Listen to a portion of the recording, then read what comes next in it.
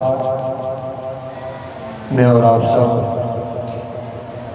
حضور آقا نامدار مدنی تاجدار صلی اللہ علیہ وآلہ وسلم کے ذکر کی محفل سے رہ بیٹھے ہیں، اور اس محفل پاک کا سبب جناب محترم صغیر انواری صاحب اور ان کے دوست جناب محترم محمد آصف صاحب، جنہوں نے اس پوری محفل کو آرگنائز کیا ہے اور اس پوری محفل پاک کے اہتمام و انتظام کو سنبھالا ہے۔ دعا ہے اللہ رب العزت ان کا محفل پاک کو سجانا، اس ذکر خیر کی محفل کو منعقد کرنا اپنی پاک بارگاہ میں قبول اور منظور فرما کر اللہ ان حضور کے غلاموں کو مدینے کی گلیوں کی حاضر نصیب فرمائے۔ آپ میں سے اکثر احباب مجھے جانتے ہیں، میری تقریریں بھی سنتے ہیں، کبھی مسجد میں بیٹھ کر، کبھی ریلیوں میں، کبھی جلسے میں،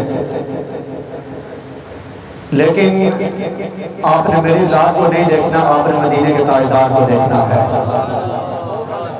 جب آپ مدینے کے تاجدار کا تصور کرتے ہوئے ان کا ذکر سنیں گے، انشاءاللہ آپ کو لطف آئے گا۔ اگر آپ بے ذوقے ہو کر بیٹھیں گے تو سرکار کی محفل میں بھی آ کر اگر بندہ بے ذوقہ چلا جائے، پھر وہ سمجھ لے کہ اس کے دل کے اندر ابھی ایمان مکمل نہیں ہے۔ تقریر بڑی مختصر کرنی ہے، جو کہ اذان کا ٹائم ہونے والا ہے، 15 سے 20 منٹ یا 25 منٹ حد سے زیادہ، لیکن آپ احباب ذوق کے ساتھ بیٹھیں گے نا انشاءاللہ، محبت سے کہیں سبحان اللہ۔ اللہ تعالیٰ ان ہاتھوں کو سلامت رکھے جو حضور کے نام پر اٹھ کر کہتے سبحان اللہ۔ ایک حدیث مبارکہ سن لیں۔ حضور آقا نامدار مدنی تاجدار صلی اللہ علیہ وآلہ وسلم ایک دن آپ تشریف فرما ہے، یہ مشکاة شریف کی سب سے آخری حدیث یہی ہے۔ سرکار نے اپنے غلاموں سے فرمایا کہ طوبیٰ لمن رآنی، میرے غلاموں تمہیں خوشخبری ہو، تمہیں مبارک ہو، لیکن میرے سرکار نے ایک مرتبہ مبارک عطا فرمائی ہے ان لوگوں کو جن لوگوں نے والضحیٰ کا مکھڑا دیکھا ہے، جن لوگوں نے واللیل کی زلفیں دیکھی ہیں، اللہ تعالیٰ نے ان لوگوں کو ایک مبارک عطا فرمائی ہے۔ فرمایا میرے غلاموں تمہیں ایک مبارک ہو، ایک خوشخبری ہو، اس لیے کہ تم نے مجھے دیکھ کر ایمان قبول کیا ہے، میرے معجزات کو دیکھ کر اسلام کے دائرے میں آئے ہو، لیکن 14 صدیوں بعد بیٹھے ہوئے میرے حضور کے غلاموں سنو آپ کے لیے میرے آقا نے کیا فرمایا۔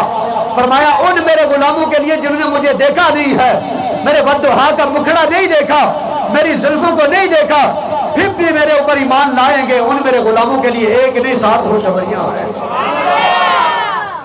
فرمایا ان میرے غلاموں کے لیے 7 خوشخبریاں ہیں۔ کتنی؟ 7۔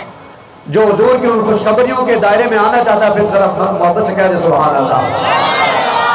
الحمدللہ الحمدللہ الذی ہدانا وکفا والصلاة والسلام علی سید الانبیاء والمرسلین،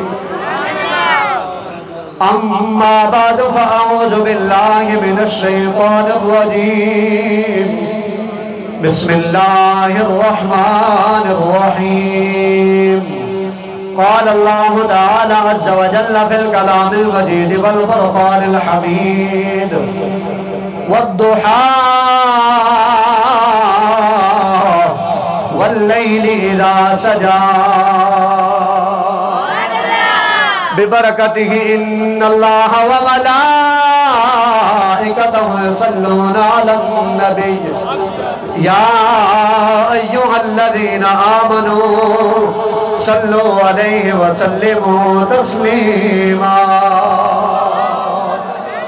اللہم صلی علی سیدنا و نبینا و مولانا محمد وعلا آل سیدنا و نبینا و مولانا محمد وبارک وسلم۔ یا اللہ تو نے جن زبانوں کو طاقت عطا فرمائی ہے یا اللہ ان زبانوں کو مزید طاقت عطا فرما دے. آج وہ تیرے نبی کی بارگاہ میں محبت کے ساتھ ذوق کے ساتھ درود و سلام کا نذرانہ پیش کر سکیں. پڑھیے نا صلی اللہ علیہ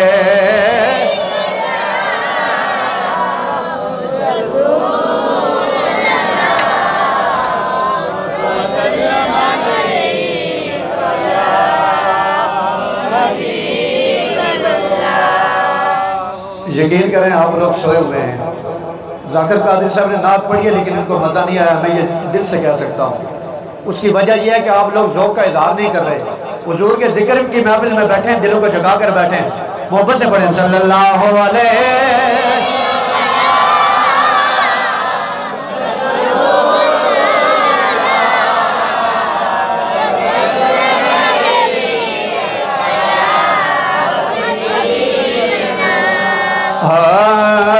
اب میری نگاہوں میں جچتا نہیں کوئی جیسے میرے سرکار ہیں, ایسا نہیں جیسے میرے سرکار ہیں. یا اللہ ان زبانوں کو طاقت عطا فرما دے جو آج دنیا کے اندر رہتے ہوئے تیرے حبیب کا نام بلند کرتے ہیں, تیرے حبیب کے میلاد کے محفل میں آ کر بیٹھ گئے, تیرے حبیب کا ذکر کرنے آئے ہیں. یا اللہ ان لوگوں کی پریشانیوں کو دور فرما جو تیرے حبیب کی نعت پڑھنے لگے ہیں. ذرا مل کے پڑھیے نا اب میری نگاہوں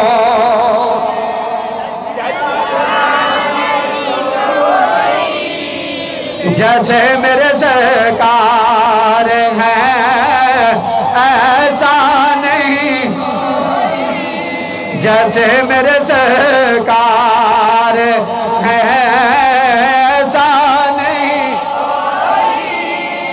اب میری نگاہوں میں اور تم ساتھ ہنسی آنکھ نے دیکھا نہیں کوئی, تم ساتھ ہنسی آنکھ نے دیکھا نہیں کوئی. یہ شان لطافت ہے کہ سایہ نہیں, یہ شان لطافت آواز آ جائے نا اب میری نگاہوں میں جچتا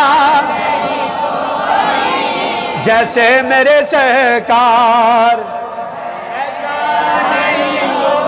یا اللہ ان لوگوں کے ذہنوں کو وہ سمجھ عطا فرما دے جس ذہن کے ساتھ یہ تیرے حبیب کے ذکر کو سمجھ سکیں, جس ذہن کے ساتھ یہ تیرے حبیب کا ذکر کر سکیں. یا اللہ وہ برکت والی زبان عطا فرما دے جس کے اوپر کسی زمانے کے مالدار کے قصیدے نہ آئیں, جس زبان کے اوپر کسی مالدار کے قصیدے نہ آئیں. یا اللہ وہ زبان عطا فرما دے جس زبان کے اوپر مدینے کے تاجدار کے قصیدے آنا شروع ہو جائیں. اس لیے پڑھیے نا اب میری نگاہوں